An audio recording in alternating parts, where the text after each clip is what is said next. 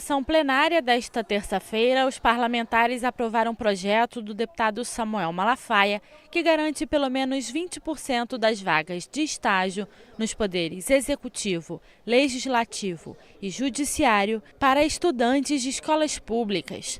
Entre os critérios de seleção está a realização de prova, ter menor renda familiar, bom rendimento escolar e frequência nas aulas. A proposta depende da sanção do governador para se tornar lei. Na realidade, os estágios normalmente são preenchidos por pessoas de todas as escolas, principalmente muitos das escolas privadas são bem preparados.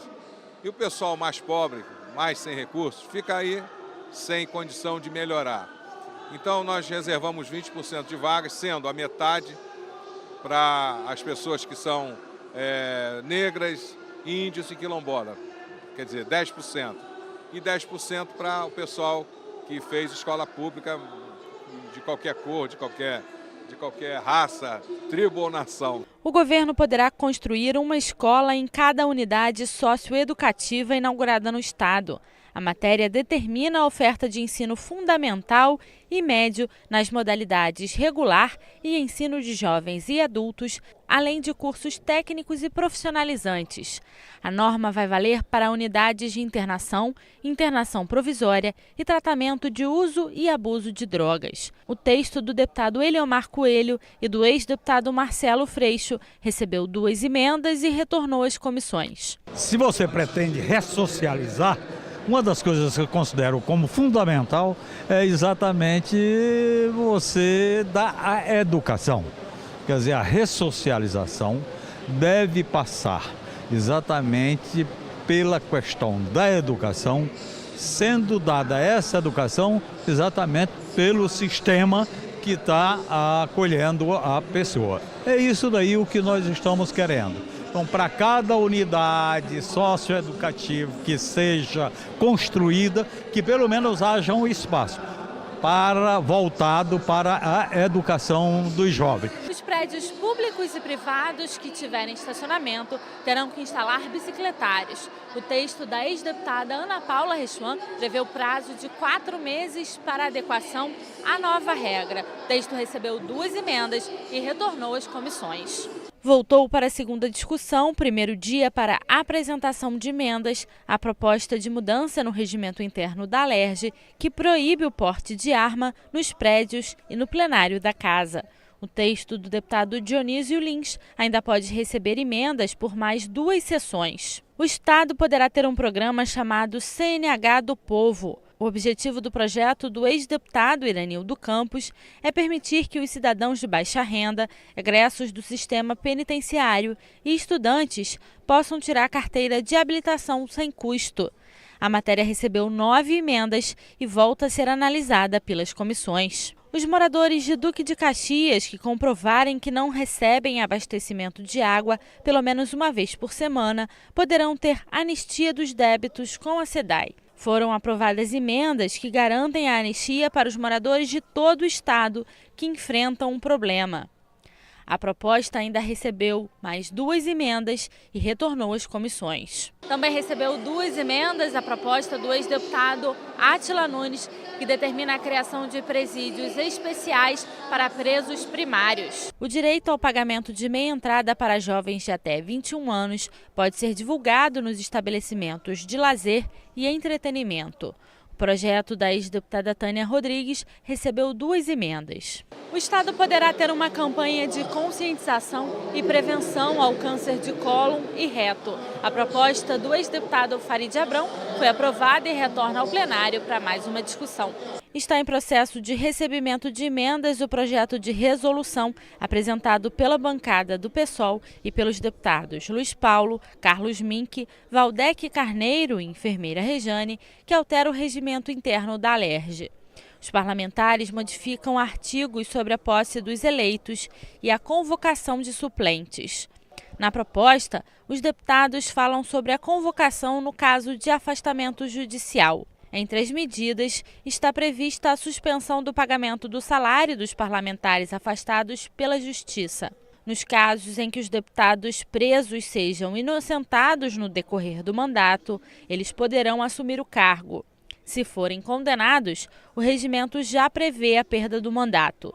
O texto prevê ainda a convocação de suplentes ao fim do prazo para a posse. Uma vez que o deputado que está preso, impedido pela justiça, fique longe da casa por um mês, chama-se o seu suplente imediatamente, sustando assim os seus recursos, né? É isso que pede o nosso projeto, que recebeu várias emendas. Então a gente espera que essas emendas possam fortalecer e qualificar ainda mais o projeto para que essa casa volte ao funcionamento normal que precisa ter, que a sociedade espera. E o deputado Fábio Silva quer autorizar o governo a cobrar a tarifa social da SEDAI para o fornecimento de água e o tratamento de esgoto de igreja e templos religiosos de todos os cultos e denominações. A área construída não poderá ser superior a 300 metros quadrados. O projeto aprovado segue para a sanção do governador. No expediente final, os deputados Alexandre Knoploch, Luiz Paulo, Renata Souza e Marta Rocha comentaram as tragédias em Brumadinho, das chuvas na cidade do Rio e no centro de treinamento do Flamengo. Hoje, no nosso país, tanto o poder público como a iniciativa privada têm sido absolutamente irresponsáveis, acreditando sempre na impunidade. A Vale sabe muito bem, através da sua direção gerencial, que existem tecnologias mais sofisticadas que não provocariam tantos acidentes por dispensarem essas barragens de rejeito.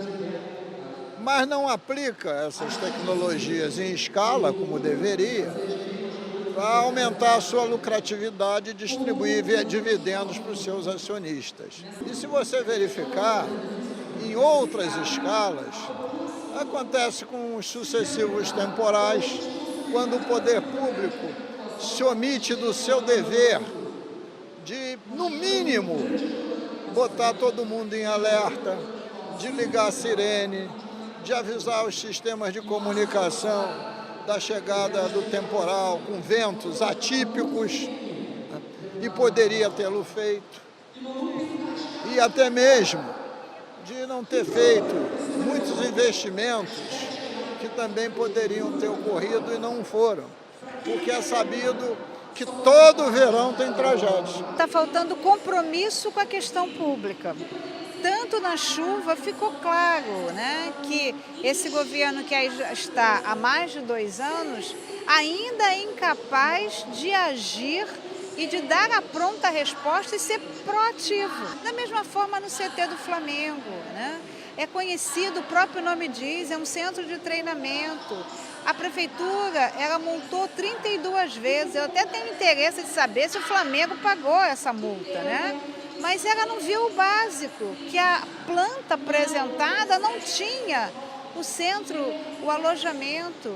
O bombeiro militar, o bombeiro do Estado, fez uma vistoria de um processo que começou, né, até com a participação do Ministério Público em 2011.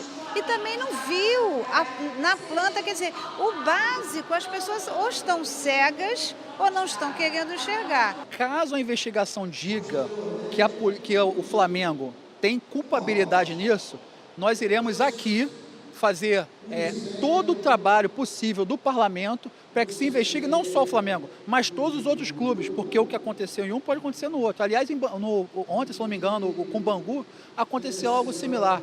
É importante que a gente tenha preço à vida. A fiscalização permanente desses espaços é mais que essencial. Quando a gente está falando de a utilização de contêineres para colocar jovens que estão ali com um sonho, né, que foram todos interrompidos, né, 10 jovens mortos num lugar que ele deveria ser cuidado, respeitado, essa é uma responsabilidade de toda a sociedade, mas o Estado especificamente precisa se pronunciar. Então, todos esses contêineres, por exemplo, que temos hoje nas escolas públicas, nas UPAs, nas UPPs, a gente precisa olhar com cuidado, porque aquilo dali se torna uma estufa, onde pessoas morrem intoxicadas, inclusive, em casos de incêndio. O deputado Flávio Serafini cobrou medidas do governo do estado para garantir vagas para estudantes na rede pública de ensino. Garantir mais autonomia para que as direções escolares possam abrir turmas, oferecer vagas nas escolas para que os alunos tenham acesso às unidades educacionais mais próximas das suas casas, de mais fácil acesso, porque hoje o governo do estado controla o sistema de matrícula de tal forma que acaba fazendo com que seja muito difícil para milhares de estudantes terem acesso a uma vaga escolar. Garantir que turmas sejam abertas. Entender que investimento em educação é investimento que garante direitos sociais básicos. E o deputado Chicão Bulhões propôs a criação de um prêmio com o nome do jornalista Ricardo Boechat. Nós criamos esse prêmio com o intuito de homenagear jornalistas políticos, comentaristas que falem sobre política e que tenham uma carreira ligada a isso, a essa área, como era a carreira do Ricardo Boechat. Então, além de homenageá-lo, é uma forma da gente homenagear também toda uma categoria que não cobre só a Alerj, mas todas as casas legislativas do país.